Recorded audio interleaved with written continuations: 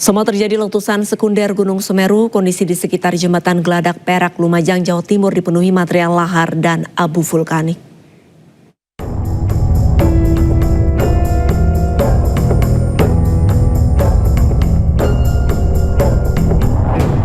Sempat terjadi letusan sekunder Gunung Semeru, kondisi di sekitar jembatan Geladak Perak, Lumajang, Jawa Tengah dipenuhi material lahar dan abu vulkanik. Dari rekaman drone BNPB, sejumlah petugas masih berjaga di sekitar jembatan Geladak Perak. Material vulkanik membuat jalan di sekitar jembatan sangat licin dan berbahaya. Kendaraan yang melintas di atas jembatan harus bergerak perlahan. Ketebalan abu vulkanik. Pemirsa, untuk mengetahui informasi terkini pasca erupsi Gunung Semeru, sudah ada rekan jurnalis iNews Yayan Nugroho di lokasi. Selamat sore Yayan. Yayan, bagaimana kondisi di sana pada sore hari ini Yayan? Selamat sore Arisa juga. Tadi saya berada di Jembatan Geladak Perak di Desa Berilu, Kecamatan Turun Pajang. Saat ini hujan abu masih turun meskipun dengan intensitas yang tidak sederas tadi. Saya akan memperlihatkan suasana di Jembatan Geladak Perak ini. Saat ini lalu lintas sudah mulai dibuka karena memang banjir lahar sudah melewati dari jembatan ini, Arisa. Semakin sore sepertinya untuk ketebalan semakin pekat. Untuk jarak pandang sendiri sejauh berapa meter Yayan? Ya, jarak pandang untuk pengendara memang sangat terbatas, sekitar 4 meter. Dan di sini juga dijaga oleh petugas kepolisian agar lalu lintas bisa dilakukan bisa tutup jalan. Dari jarak baik. Kepada pengendara untuk berhati-hati karena memang jalan di sini dipenuhi abu vulkanik hingga membuat jalan menjadi licin. Jarak pandang terbatas untuk di jembatan sendiri, apakah dilakukan rekayasa jalan buka tutup atau memang hanya imbauan hati-hati kepada pengendara, Yayan? Ya, untuk saat ini memang kendaraan yang melintas dilakukan sistem buka tutup karena memang selain jalan licin, jarak pandang juga sangat terbatas sehingga petugas melakukan sistem buka tutup untuk menjaga keamanan warga. Baik, Yayan, lantas di informasi sebelumnya banyak warga yang justru menjadikan bencana ini sebagai wisata. Untuk sore hari ini apakah masih ada warga yang berada di sekitar jembatan? Ya, untuk sore tadi memang masih banyak warga yang melintas dan melakukan foto-foto di daerah ini meskipun itu sangat berbahaya. Petugas terus menghalau para warga ini yang hanya datang untuk melihat banjir lahar di sekitar Geladak Perak ini. Baik, ya, baik. Petugas masih mengatur lalu lintas agar tidak membahayakan pengendara lain. Baik. Baik, terima kasih banyak Yayan Nugroho melaporkan langsung dari Jembatan Geladak Perak, Lumajang, Jawa Timur. Kami masih akan terus memantau perkembangan terkini dan selamat kembali bertugas Yayan.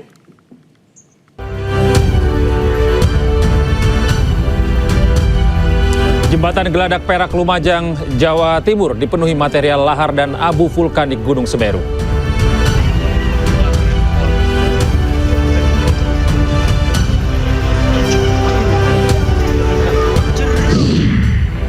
Polisi menunggu hasil tes DNA diduga Alvaro Kiano Nugroho, bocah yang dinyatakan hilang selama 8 bulan.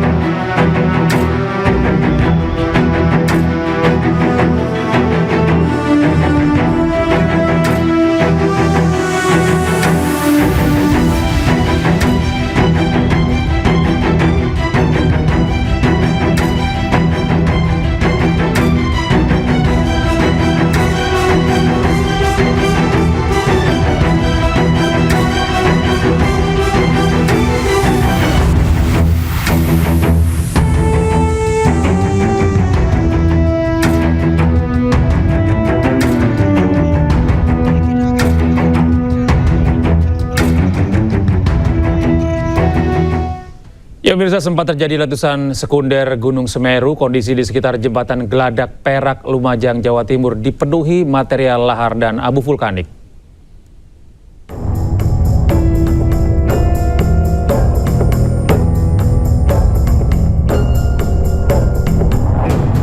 Sempat terjadi letusan sekunder Gunung Semeru. Kondisi di sekitar jembatan Geladak Perak, Lumajang, Jawa Timur dipenuhi material lahar dan abu vulkanik. Dari rekaman drone BNPB, sejumlah petugas masih berjaga di sekitar jembatan Geladak Perak. Material vulkanik membuat jalan di sekitar jembatan sangat licin dan berbahaya.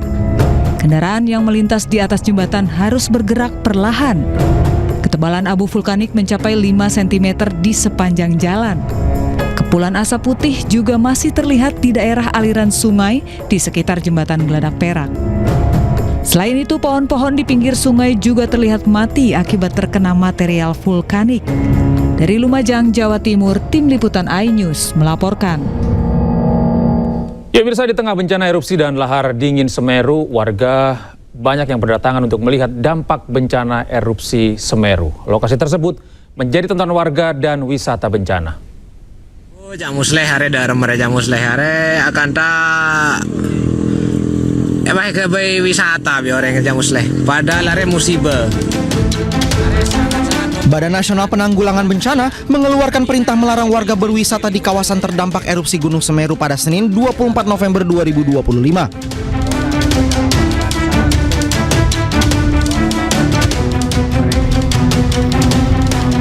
Agar larangan ini efektif, BNPB juga meminta agar pemerintah Kabupaten Lumajang, Jawa Timur bekerja sama dalam penyampaian perintah itu dengan memasang banner larangan di kawasan itu.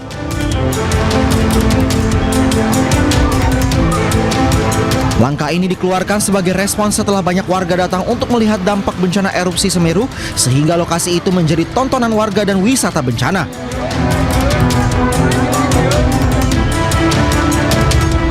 Hingga saat ini potensi awan panas hingga 4 km dari puncak dan bahaya lahar sejauh 20 km dari hulu sungai masih bisa terjadi.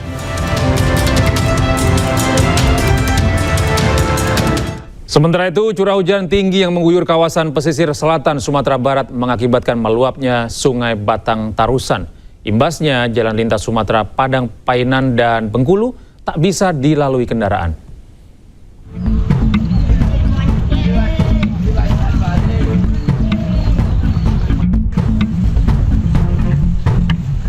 Beginilah kondisi banjir yang merendam Nagari Duku, Kecamatan 11, Koto Tarusan, Provinsi Sumatera Barat. Banjir setinggi hingga 1 meter menggenangi pemukiman warga dan menutup akses jalan jalur lintas Sumatera, Padang, Painan, dan Bengkulu. Tingginya intensitas hujan yang mengguyur kawasan pesisir selatan sejak 2 hari terakhir hingga Senin pagi mengakibatkan Sungai Batang Tarusan meluap hingga ke jalan nasional. Situasi arus lalin di tepatnya kami berada di daerah Jongah, Kenagarian Duku Utara, Kecamatan Tarusan, Kabupaten Pesisir Selatan. Dapat kita sama saksikan sampai saat ini arus lalin terputus karena naiknya air sungai. Kami juga menghimbau kepada para pengguna jalan bagi yang melewati Padang Painan atau Painan menuju Padang bisa melewati jalur alternatif melewati kawasan wisata Mandeh. Kami menghimbau kepada para pengguna jalan agar berhati-hati, utamakan keselamatan daripada kecepatan. Dari data sementara BPBD Provinsi Sumatera Barat, banjir yang terjadi di daerah Tarusan ini merendam puluhan rumah warga serta area pertanian. Hingga saat ini BPBD masih melakukan pendataan dampak akibat banjir ini. Untuk sementara arus kendaraan dari arah Padang menuju Painan dan sebaliknya dialihkan ke jalan kawasan Mandeh. Dari Kabupaten Pesisir Selatan Sumatera Barat, Budi Sunandar, iNews melaporkan. Pemirsa, ratusan rumah yang berada di pinggir Sungai Batang tergenang banjir. Ketinggian banjir bervariasi dan paling tinggi mencapai 2 meter. Evakuasi para lansia. Satu persatu korban banjir di Padang Pariaman, Sumatera Barat. Curah hujan tinggi dalam 2 hari mengakibatkan 10 kecamatan dilanda banjir. Terparah di Kecamatan Ulakan, Tapakis.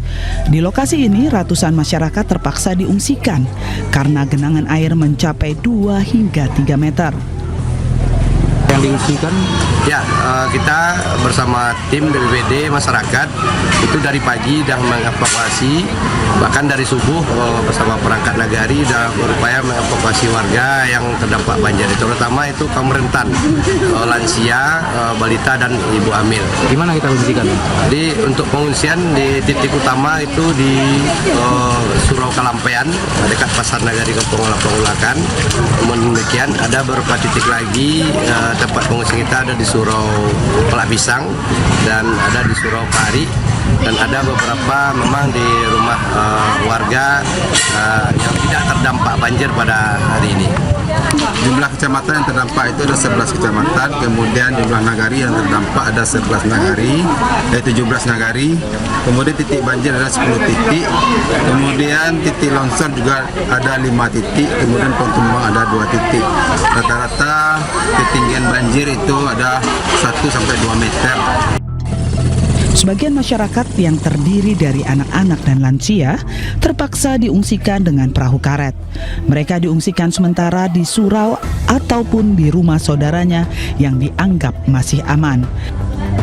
Akibat hujan deras, selain banjir ada 5 titik longsor dan 2 pohon tumbang. Dari Padang Pariaman, Sumatera Barat, Eka Guspriyadi, iNews melaporkan. Kita beralih ke informasi berikutnya. Pemirsa, pemerintah Kabupaten Banjarnegara, Jawa Tengah menyiapkan hunian sementara bagi warga korban longsor. Saat ini korban masih tinggal di 5 titik pengungsian.